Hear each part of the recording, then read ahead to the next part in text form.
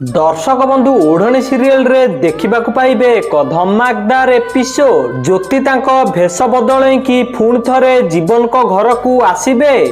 जीवन तांको रूम रे सोईथिबे आ ठीक सेई टाइम रे मानसी जीवन को पई जूस आनिक आसीथिबो।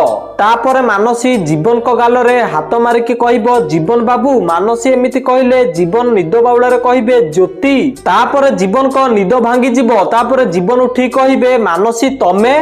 तापर मानसी कहबो मु जानिछि जीवन बाबू आपण को मन को बहुत कष्ट पहुंची। ज्योति तमर विश्वास को भांगी देला। एबे कौन करिबा। किछि स्त्री लोक सेमिति ही थांती। सामना वाला लोकर भल पाइबार मूल्य ताकू जणा नाही। एते सबु हेला परे ज्योति तार ओढ़णी खोला नीतिगति छाड़िलानी। मानसी एमिति कहले जीवन पूरा रागी जिबे। तापर जीवन कहबे बास कर मानसी जा किछि भी हेला मो भीतर आ ज्योति भीतर हेला तमे या भीतर किछि कहबा दरकार नाही। जीवन एमिति कहि कि ज्योति मो स्त्री। तापर मानसी कहबो से तो एबे एठी रहुनी ना। तापर जीवन कहबे जेगा बदलै देले संपर्क बदली जायनी।